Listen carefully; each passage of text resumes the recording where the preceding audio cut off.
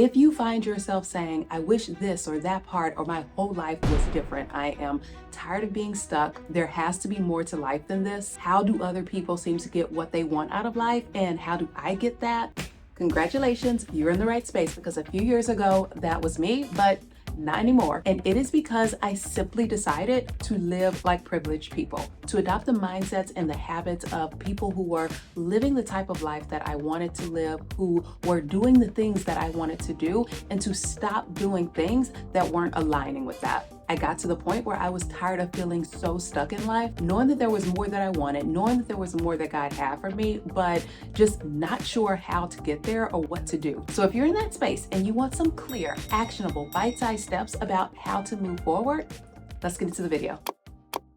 Welcome back, my friends, or welcome if you're new here. My name is Christy, and I make content centered around realizing no matter where we are in life, no matter our age, we are just on time to live the life of our dreams. For those of you who care, you're probably like, where are you now? I know this background looks a little bit different. We're actually in my office at work. I've been doing some things to just spruce it up and make it more homey because I am on campus a lot more. So if you care, that's where we are. Lately, I've been in this series about how to adopt a privileged mindset, a mindset that helped me to stop being stuck in life and start enjoying life and getting to the life that I wanted to live in my work and my finances, romantically, and how I feel about myself, and the ability to be happy and to be free in every part of my life. I know that some of you are new here, so I do want to take a moment to stop and define what a privileged mindset is. So many times when we think about people with privilege, we have this vision of someone who can do certain things that other people can't do.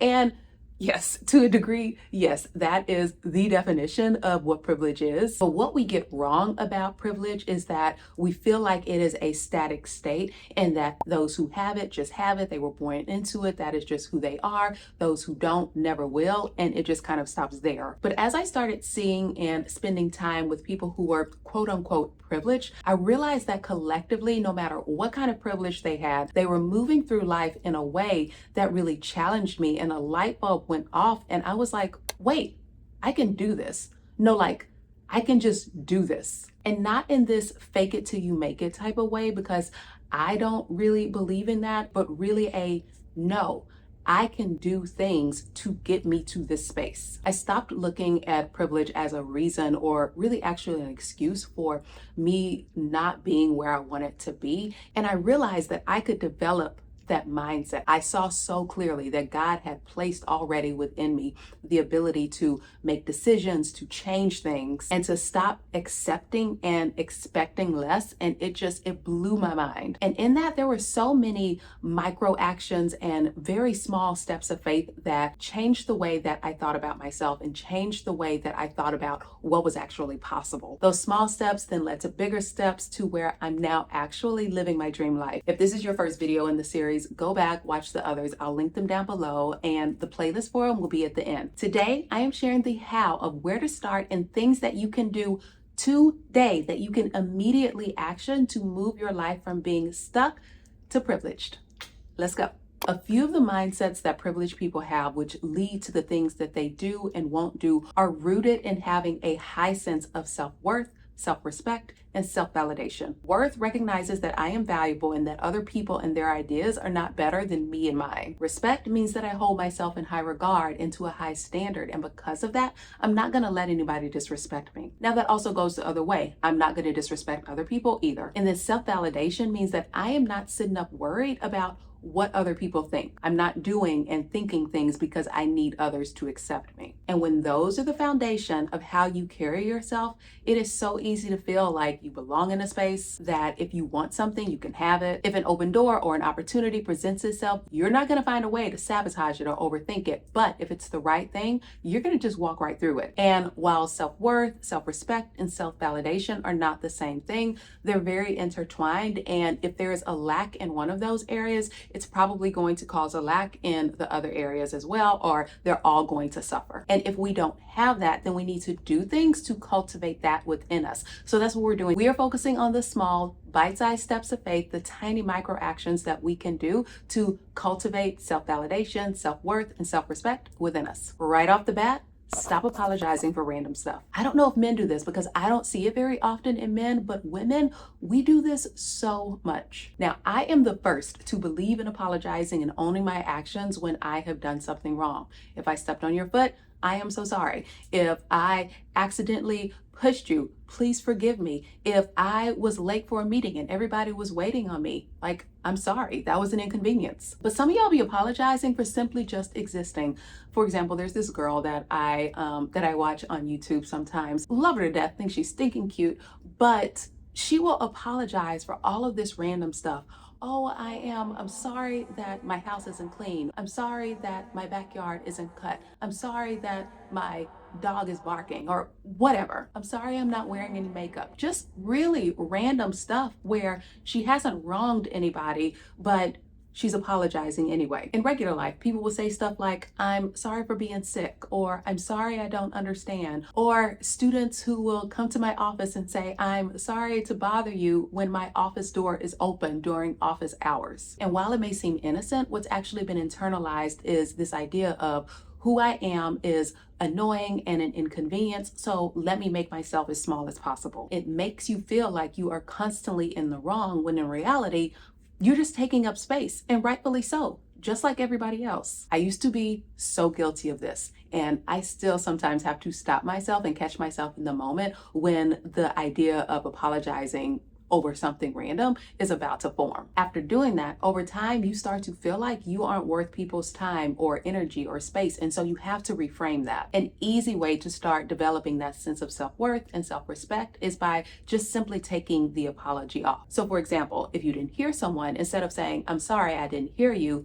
instead say, I didn't hear you. Can you repeat that? Or instead of saying, I'm sorry to bother you, say something like, excuse me, do you have a moment? It's slight, but it dramatically changes your confidence because you are training yourself to see yourself as that person's equal and as other people's equal and not as less than. Send a plain email. Because written communication can oftentimes be difficult to interpret, so many times we overthink how people are reading what we say. We also overthink communication that people send to us. And to make up for that, we overuse exclamation marks and capital letters and emojis to make us sound more friendly. And there is some value in that, but not every communication, especially email, especially at work, not every communication needs that. We do it because we want people to like us and we want to make a good impression. And exclamation points and emojis seem to communicate that we are approachable and likable and friendly. But when we use them too much and we over rely on them to communicate our ideas, one, it doesn't communicate professionalism because it's not a correct use of grammar and punctuation and how sentences are actually structured and how we're actually saying them. Think about it. Every sentence shouldn't be, hey Lucy, how are you today? Thank you so much for making these copies. I have a meeting coming up. I would really appreciate it if you could staple them and put them in everybody's boxes. Thanks so much. Whether you are a boss or an employee and you find yourself writing these types of sentences often, you need to practice clearly communicating your ideas in sentences that end with periods. The other thing that happens, the second thing, is that because we are constantly wanting people to see us as being likable, we use those excitements to prove that we are, which is a form of getting external validation of that identity instead of knowing that that's who we are and ourselves. Go on a solo date. And the key to this is going to a place that you would normally do with other people, like the movies or a restaurant or any place that you feel like it would be weird to go by yourself. Why is this helpful? When we're thinking about self-validation, we are working to root out the feeling that we need other people to co-sign everything that we do. I have known people or heard people talk about, oh, it's so weird to go places by yourself. Why would they sit in the bar by themselves? Why would they go to the restaurant and have a table by themselves? Why would they go to the movies by themselves? Why not? If there is something that you want to do,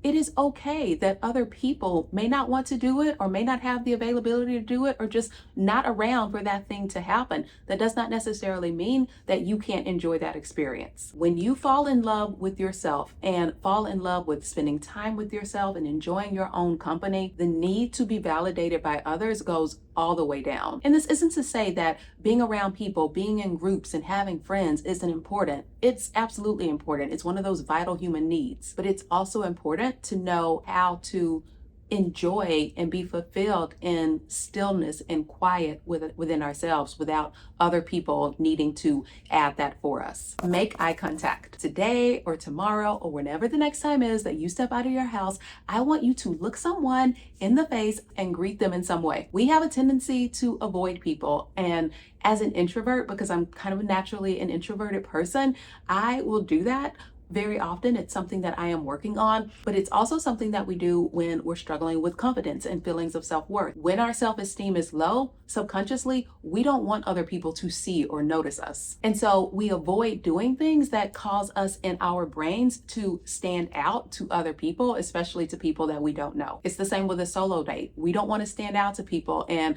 possibly have them scrutinize us or be asking questions to their friends or in their heads about what it is that we're doing. It is easy to retreat and to hide within ourselves. But if we want to have friends and be approachable and ultimately feel like we are worthy of being seen, then we have to see others and stop trying to be invisible. Accept a compliment. Have you ever gotten a compliment and then immediately responded by either saying something negatively about yourself or just brushing it off? So many people do not feel comfortable accepting compliments, and so they deflect. A lot of times other people see great qualities in us, whether it is a compliment about how we look or a personality trait of ours or something that we're wearing. And because we are not fully confident in that, not only do we not let other people say good things about us, but we will talk about ourselves and we just push away all of the positivity that's coming toward us. And subconsciously, we end up putting our lack of confidence on display. But by accepting compliments and even giving ourselves compliments, we start to grow out of that discomfort because we're allowing these positive words and affirmations to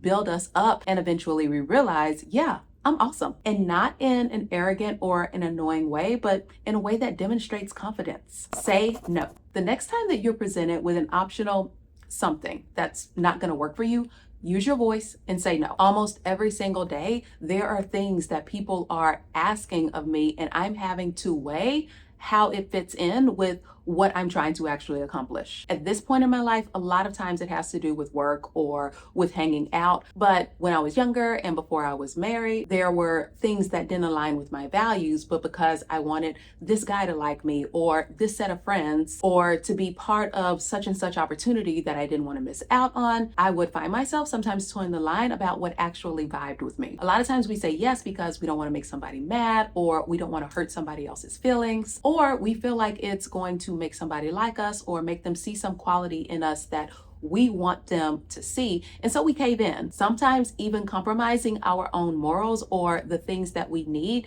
in order to please somebody else. And it is the ultimate form of self-disrespect. People with privileged mindsets are not people pleasers. And to walk in privilege and to live the life that you want and that you've been called to, you can't be a people pleaser. Now, there are, of course, some things that we may not want to do, but we have to, of course, say yes to, like getting to work on time or going to meetings or being respectful of the house rules or some events that you need to attend. There are some things that we just got to say yes to. But if you have something in your life that is an option that you don't want to do and you can say no to, say no to it. There are few things that match the power of taking back control over your life and recognizing that you are worth having boundaries. I have so much more to share, but y'all know that I don't like sharing the what without sharing the how, and the how just requires some explaining. And y'all have already let me know that for my in-depth and thought-provoking videos, you like that they are short and straight to the point. So for you, I'm gonna end it here. If you're enjoying videos like these and you want to support the channel, please leave a comment,